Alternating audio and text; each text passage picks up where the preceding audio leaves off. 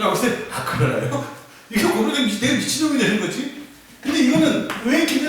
내가 남편이기 때문에 기대하는 거야. 엄마는 왜 저런 도시로 가자고 할까? 내가 보기 때문에, 자녀이기 때문에 엄마 말을 좀 들어줘야지라는 기대치가 있겠죠.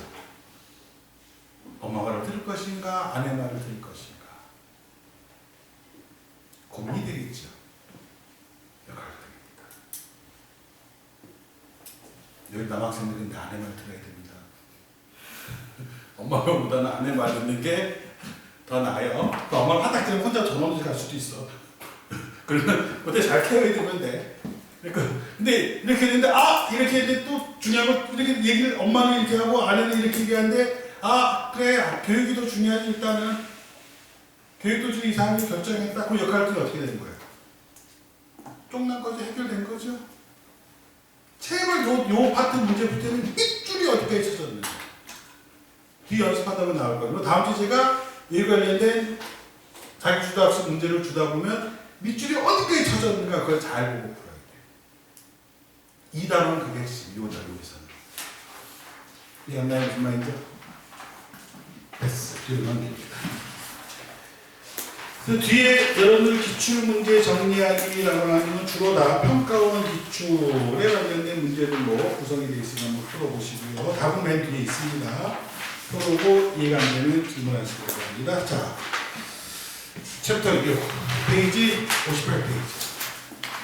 사회집단과 사회조직. 자, 이 파트도 난이도가 상당히 어려워요. 살면 듣고 또 기출문제 푼다 보면 상당히 어렵다는 걸 알고. 사회문화 처음 하는 친구들은 기출문제를 좀 나중에 풀어도 상관이 없어. 오늘 내가 몇 명이 올 줄 몰라서 준비를 안 한 거였는데, 복습을 한 다음에 다음 주에 주는 문제 있죠? 그 먼저 풀어보고 기출문제 풀어 상관이 없어요. 처음 하는 친구들. 그게 오히려 나을 수도 있어. 왜냐면 기출문제가 난이도가 좀 있는 것들이 있기 때문에 기출문제 풀다가 사용을 안 할래라고 하는 생각이 들 수도 있어서 다른 걸로 먼저 문제 연습한 다음에 그 다음에 기출문제를 요 책에 있는 교재 문제를 가장 나중에 풀어 상관은 없어요. 다음 주 문제 주는 것부터 먼저 풀고 일단 개념을 다 정리 먼저 한 다음에 자, 사회집단의 분류, 사회조직, 사회집단과 사회조직 나오는데 이 파트도 우리 친구들이 상당히 어려워하는 파트 중에 하나입니다. 일단 사회집단의 개념을 생각해 볼게. 사회집단이 뭐냐? 세 가지 조건 다 만족해야 돼요.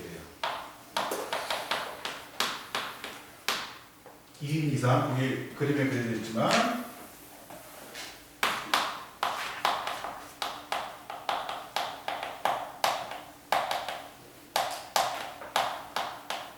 엔드야다, 오어가 아니에요. 지속적인 상호작용. 그 그림에 그려져 있죠? 일단은 사회집단은 2명 이상, 그 다음에 지속적인 상호작용, 소속감. 세 가지를 다 갖추고 있어야만 사회집단이라고 얘기합니다. 근데 사실 이 소속감이라고 하는 것은 대단히 주관적이에요. 자, 지금 우리 학원에서 모여서 있잖아요? 몇 명 이상이에요? 2명 이상이지? 그리고 매주마다 만나죠? 지속성 있어요? 소속감 있어요, 여러분들? 언젠가 여기서 공부하고 싶었어. 이런 소속감 없습니다. 근데 나는 소속감이 있어요. 여기 직장이니까. 그렇죠? 그러니까 나한테는 사회집단을 볼 수 있어요. 여러분 소속감 없다면 이게 사회집단이 아니냐라는 논란이 생길 수가 있죠.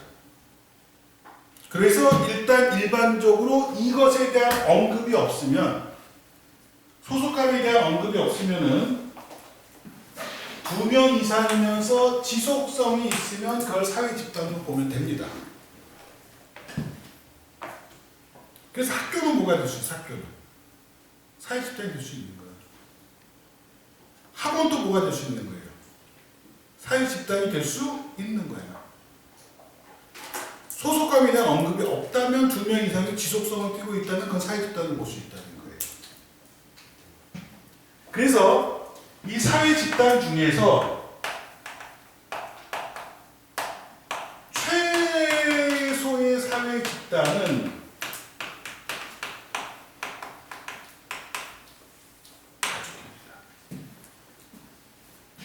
가장 작은 사이다는 가족이에요.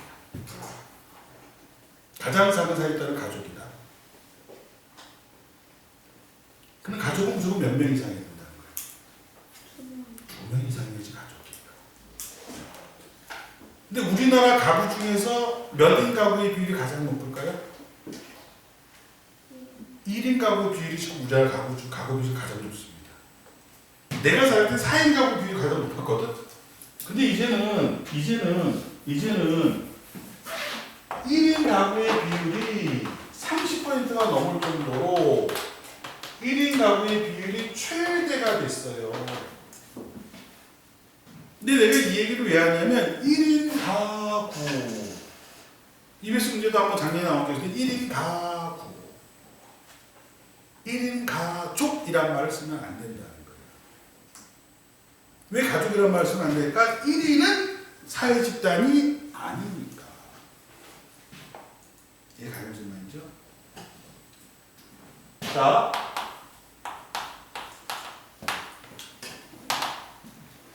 일반적으로 회사는 사회 집단일까요? 아닐까요? 회사는 사회 집단이겠지. 자, 좀 높은 나이 높은 사례를 볼게요. 대학을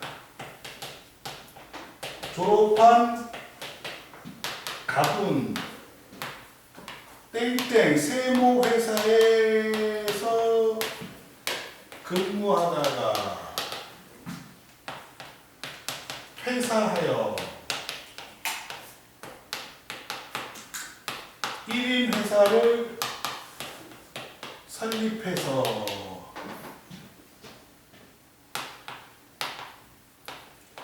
활동 중이다. 이렇게까지 일단 써볼게. 지금 내가 적어놓은 요 문장에서 사회 집단은 몇 개가 있을까요? 3개. 그치? 땡. 이걸 지워야 봐라. 자, 대학을 졸업했으니까 대학이라고 하는 것은 사회 집단 하나 나왔죠? 대학 되겠죠? 자, 세모 회사에서 근무하는 회사가 아까 일반적으로 사회 집단이라고 했죠? 사회 집단은 몇 명 이상? 몇 명 이상? 2명 이상. 몇 명의 회사, 어떤 회사를 찾았어요? 1인 회사. 회사거든?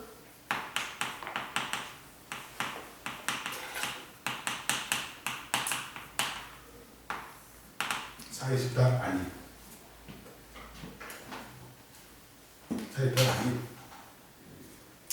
우리 이투스 모의고사 한번 낸 적이 있었거든? 정답률 19%. 사회 집단에 몇 개냐? 이런 식으로 문제가 나오거든요. 뒤에 보면 1차 집단도 몇 개나 이런 식으로 나오거든. 근데 저기서 1인 회사는 사회 집단이 아니에요. 그래서 사회 집단의 전제 조건부터 얘기할 겁니다. 몇 명 이상이 된다. 2명 이상이. 그래서 1인 회사라고 하게 되면 절대로 사회 집단이 될 수가 없다라는 것을 명심. 순간적으로 나올 수 있어요. 1인 학교 이런 건 없어. 1인 학교가 어디 있겠어. 근데 회사에 나올 수 있어. 1인 회사. 이건 나올 수 있잖아요. 1인 회사. 이게 아닙니까? 무슨 말이죠? 사회 집단 개념이야. 자, 그 밑에 사회 집단의 구분이 나옵니다. 자, 근데 구분이 나오는데 지금 수업을 과연 해야 되느냐, 왜 그러냐라고 사회 집단의 분류목이 접촉 방식, 결합 의지, 소속 감정을 분류한 거 있잖아요. 이게 약 100년 전에 학자들이 분류한 거예요. 그러니까 사실 현대 사회에서는 적용의 의미가 별로 없어요. 근데 시험에서 나오는 포인트만 맞춰서 설명을 해보자라고 한다면 일단 쿨이라는 사람이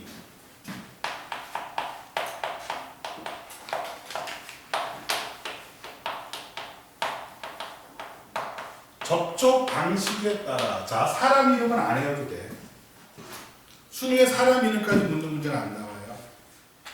근데 내신까지 준비한 친구들은 혹시 모르니까 사람 이름을 외울 필요가 있어. 근데 수능만 준비한다면 사람이 안 해야 된다. 그 프리즈한 사람은 안 나와요. 근데 요걸 나와. 어떻게 접촉하느냐. 어떻게 접촉하느냐가 대면, 페이스 투 페이스, 얼굴을 대면하느냐, 비대면이냐 이거거든. 접촉하는 방식이 대면 접촉이냐, 달리 직접 접촉이냐, 비대면 접촉이냐라고 해서 간접적 접촉이냐에 따라서 풀리가 대면 접촉 이거를 1차 집단이라고 얘기하고 이걸 갖다가 2차 집단이라고 얘기하면서 독일의 프리즈한 사람이 뭐 게셀샤프트, 게마인샤프트 하고 이게 100년 훨씬 전에 얘기하는 거예요. 그때는 친한 사람끼리 얼굴을 마주하고 얘기를 접하는 거고 친하지 않은 사람은 어때요? 건너서 듣는 거니까 비대면 접촉을 하는 거니까. 그런 형태가 나왔었단 말이에요. 근데 오늘 이게 맞죠? 야, 니네들은 나랑 지금 무슨 접촉하고 있어요? 대면이죠. 그렇다고 학원이 1차 집단이니까? 아니, 이건 학원 2차 집단이거든. 그러니까 오늘의 방법은 맞지 않단 말이야. 그래서 우리는 이걸 어떻게 생각하면 되느냐라고 하면은 꼭 대면, 비대면 직접 간증하지 말고 1차 집단은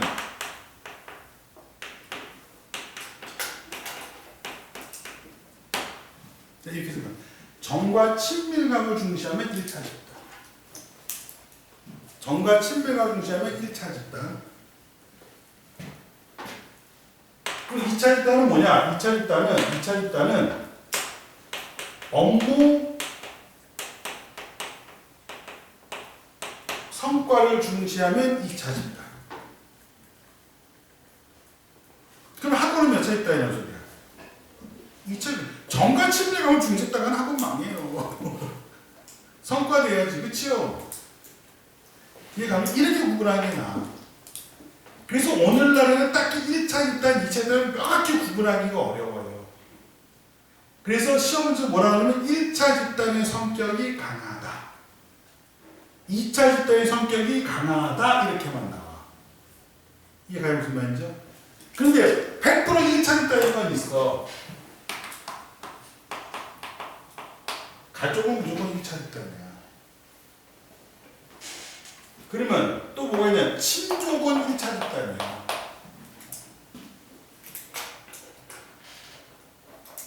또 뭐가 1차 집단이냐? 또래 집단은 1차 집단이야. 그렇죠? 가족, 친족, 또래 집단은 정과 친밀감을 중시하는 집단이에요. 민족은 1차라고 얘기하기 어렵죠. 한민족. 1차 집단 얘기하기 어렵죠. 국가 1차 집단 얘기하기 어렵죠. 그러니까 이거는 100% 가족, 친족도 일단 100% 1차 집단인데 이거 이외의 것은 2차 집단으로 봐도 돼요. 자, 그런데 이제 문제 풀다 보면 이런 게 신명할 때가 있어요. 뭐에 붙이냐면 선생님 동아리는 어떻게 되나요?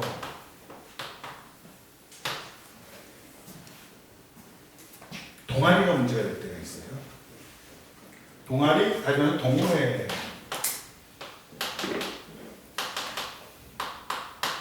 문제가 될 때가 있는데 동아리, 동호회는 규모에 따라 달라져요. 동호회라도 회원이 몇만 명의 동호회가 있어. 그게 정과 친밀감으로 묻혀진 걸까?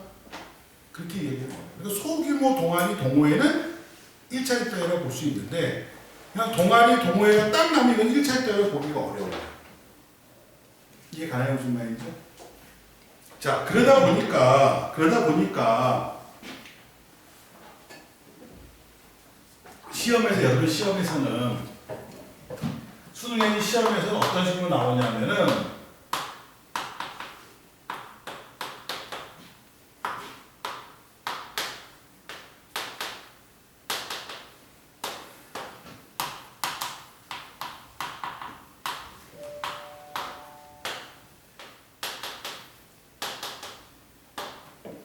회사 내의 동호회, 학교 내의 동호회.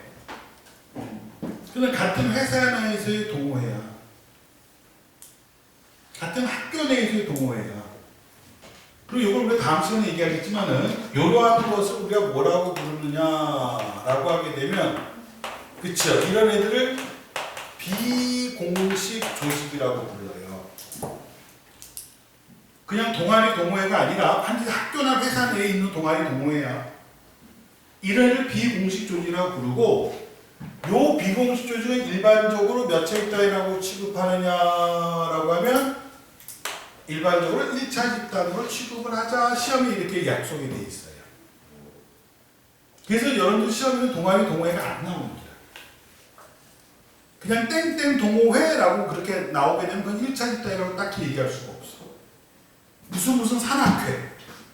그리고 1차 집단으로 단정 줄 수가 없단 말이에요. 이해가요? 무슨 말인지?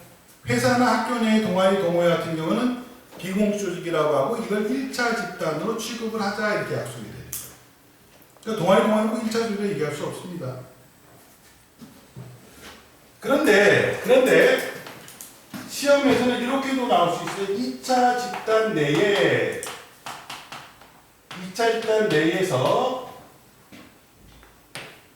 1차 집단의 성격이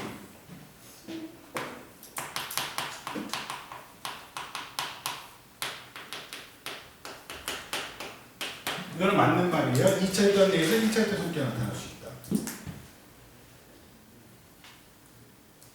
자, 이 말은 여기서부터 나타나죠. 내 사례 등과도 나타나요. 회사나 학교는 몇 차 집단이냐? 2차 집단이라고. 회사나 학교는 2차 집단이 되겠죠? 근데 회사 내의 동호회, 학교 내의 동호회는 비공식 조직으로 몇 차 집단이라고 했어요? 1차 집단. 그러니까 2차 집단 내에서 1차로 성격이 나타날 수 있다는 성질은 맞는 말이 되겠지. 근데 이게 반대로 1차 집단 내에서 2차 집단의 성격이 나타날 수 있다라고 하면 이 성질은 틀려. 그럼 그건 벌써 1차 집단이 아닌 기라. 1차 때 가족, 친족도 가족 내에서 2차 때 성격이 나타난다고? 가족 내에서 업무와 성과를 중시하는, 이해관계를 중시하는, 그건 더 이상 가족이 아니야. 그러니까 1차 때는 2차 성격이 나타날 수 없지만 2차 때는 1차 성격이 나타날 수 있는 거야. 그래서 이런 역의 성질들이 나왔을 때가 좀 까다로워져요. 조심해서 보셔야 됩니다. 뭐에 따라 나왔을 때 접촉 방식 하게 되면 1차 집단, 2차 집단. 그렇죠? 대면접촉이나 비대면 접촉이냐. 쿨리에이요. 자, 근데 시험에 100% 나오는 거는 뭐가 나옵니까? 라고 하면은 그 밑에 나온 우리가 결합 의지에 따라서는 누가 나누냐면 테니스라는 사람이 나오는 거거든요. 테니스가 결합 의지에 따라서 공동사회와 이익사회로 나누게 되는데,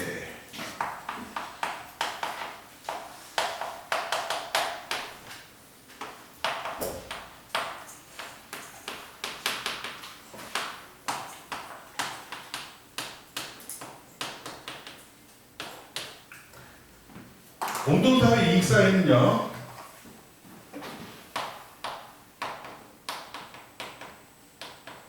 이런 말이었습니다. 이부법이라는 말은 100% 분명하게 구분된다. 완전 구분돼요. 그래서 100% 숙제가 되는 거예요. 이 테니스가 결합 의지에 따라서 공동사회 이익사회 나누는 거는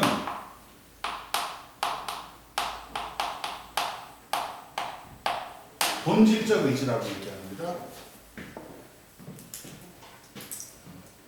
그런데 이익사회는 무슨 의지라고 얘기하느냐라고 하면 선택적 의지. 선택에 포커스를 맞춥니다. 선택적 의지. 본질적 의지가 선택적 의지다라고 해서 공동사회가 이익사회로 얘기를 하는데, 그래서 본질적 의지라고 하는 이 자체는 간단히 얘기하면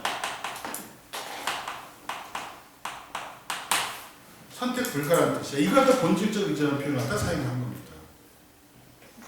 본질적 의지라는 것은 무슨 뜻이냐? 선택 불가라는 뜻, 선택할 수 없음 이 뜻이에요. 선택 불가라는 뜻이에요. 자, 그러면서 최근에 시험에 잘 나오는 표현은 본질적 의지하고 나서 최근에 잘 나오는 거는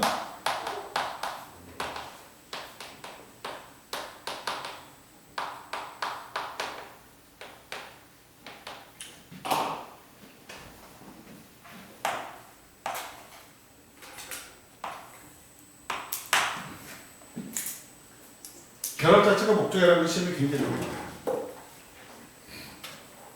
결합 자체가 목적입니다 라는 표현을 쓰거든요. 이 결합 자체가 목적이다 라고 하는 것 자체에는 다른 특별한 목적이 있다는 게 아니야. 다른 의도가 있는 것이 아니라는 뜻이에요.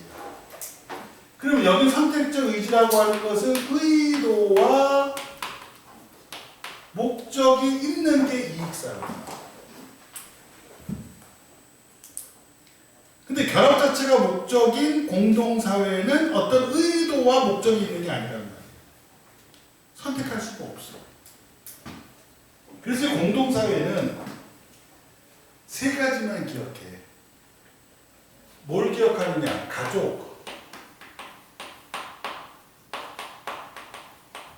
친족, 민족.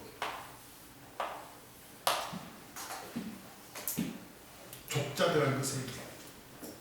가족, 친족, 민족만 생각해. 그래 봐라. 가족, 친족, 민족이 공동사회면은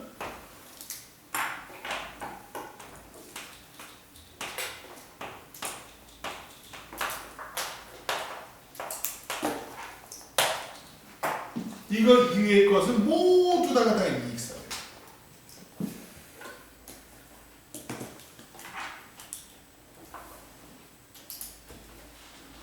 모두 다 이익사회입니다. 자, 종친회, 공동사회 이익사회. 종친회가 예를 들면 강씨니까 진주강씨들끼리 모이는 종친회. 진주강씨들이 모였어. 우리 강씨선들 간 사람들이 모인 이 종친회야. 이익이니까 공동이니까 이익. 가족, 친족, 민족 아니면 다 이익이래도. 그래서 같은 성씨끼리 모인 종친회도 이익사회야. 친족으로 안 봐요. 친족은 촌수가 정해졌어. 강호동하고 나랑은 같은 종친회에 들어갈 수는 있어요. 근데 강호동과 나랑은 친족이 아니에요. 친족은 딱 8촌까지만 보는 거예요. 강호동과 나랑 8촌이 아니거든. 그러니까 그거는 종친회는 이거는 다음 시간에 하겠지만 요거는 친목을 목적으로 해서 가입하거나 탈퇴가 자유로웁니다. 근데 이게 많이 왜냐면 여러분 아이들이 종친회라는 개념을 모르거든. 그래서 그런 거야. 그 사람이 뭐 진주강식끼리 모일 수 있는 거야. 뭐 친족의 개념이 거의 착각할 수 있거든. 그래서 출제하는 사람들이 제일 많이 있는 게 종친회야. 또 봐라. 향후회. 향자가 고향을 의미하는데요. 우자가 친구입니다. 같은 고향 사람끼리 모인 거. 공동사회야, 이익사회야. 이것도 이익이야. 이것도 이익이고 이것도 이익이 왜 이익사회가 되느냐? 향후에도 가입하는 거예요. 친목의 목적이야. 근데 여러분들이 향후에 대한 의미가 잘 와닿지 않아. 이게 도시의 사람도 와닿지 않나. 근데 대학 가면 딱 느껴요. 대학 가면 갑자기 단톡글 뭐지 뜬다든지 모임에 보면은 붙은 거 보면 뭔지 알아? 재경 광주 향후회. 재경이 뭐냐면 있을 제자, 서울 경자. 서울에서 있는 광주 향후에. 지금 서울이잖아 우리가. 그럼 만약에 광주 향후에 되면 광주야 고향의 친구들 모여라 우리 대학에서 이렇게 되는 거야. 그래서 이 고향을 떠난 사람들은 이게 굉장히 중요해요. 그래서 우스갯소리로 호남향후회라고 있거든. 호남향후회는 고향을 어디를 준 사람이야. 전라도 전라북도 호남지역을 고향을 준 사람이거든. 우리나라 3대 인맥 중에 하나입니다. 무지무지 끈끈해요. 우리가 3대 인맥이라고 치면 고대 교우회. 고대 교우회가요. 고대 교우회 회장 되는 게 대통령 되는 것보다 어렵습니다. 이명박 대통령 고대 경영가 출신이거든요. 고대 교우회 회장 선거에서 떨어졌어요. 한 번도 못했어. 대통령 한 번. 그 다음에 해병대 전우회. 그거 못 깹니다, 인맥. 그 다음에 호남향후회예요. 3대 인맥. 그래서 강남하이퍼에서 수업할 때 전라북도 군산에서 온 애가 있었어. 너 군산에서 왔구나. 그 추석에 다 써있으니까. 강남 같은 경우는 전국에서 오니까 추석에 다 써있어요. 너 군산에서 왔구나. 이 애들. 사용하고 또 공부 열심히 해서 고대 가라? 예? 고대 가서 해병대 가라?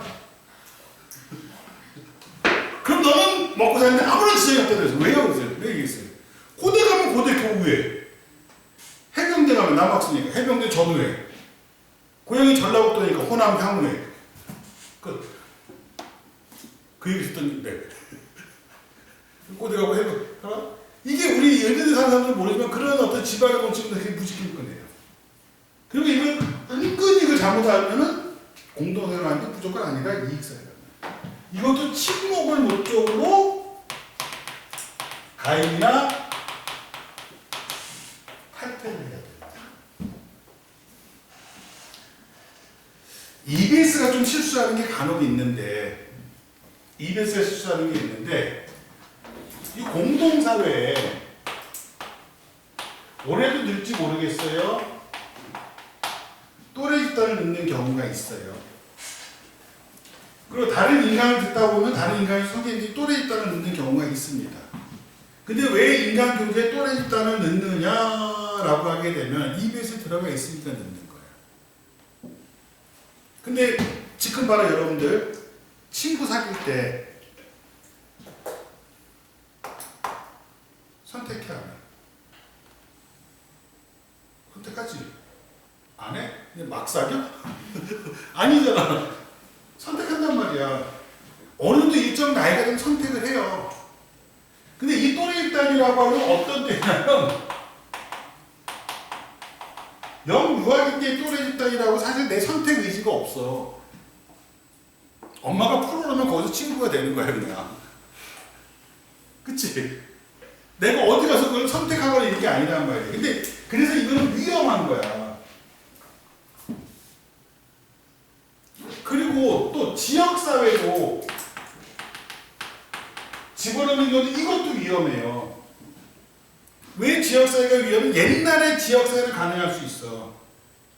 근데 지금의 지역사회는 어떻게 되는 거예요? 선택해서 이사들 다니잖아요. 과거에는 무슨 촌이었어? 집성촌이었거든. 과거에 집성촌이니까 그때는 내 선택과 상관이 없어.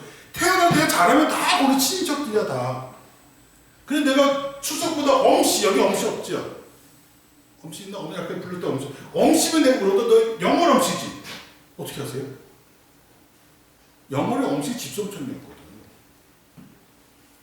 지금 영월은 자주 갈 수 있는 것은 영월은 단종 임금을 유배해 보낸 과거에 아주 고립된 지역이었어. 그러니까 거기서는 그거는 뭐가 될 수 있느냐? 공동사회가 될 수 있는 거야. 고씨가 있으면 내가 그러면 제주고씨지. 네. 고씨가 또 집성촌이거든, 제주가. 그래서 제주 4.3 항쟁이 있을 때 거기 추모기념관이 있거든요. 거기에 그때 4.3 항쟁 때 돌아가신 분들 일패가 모셔있거든.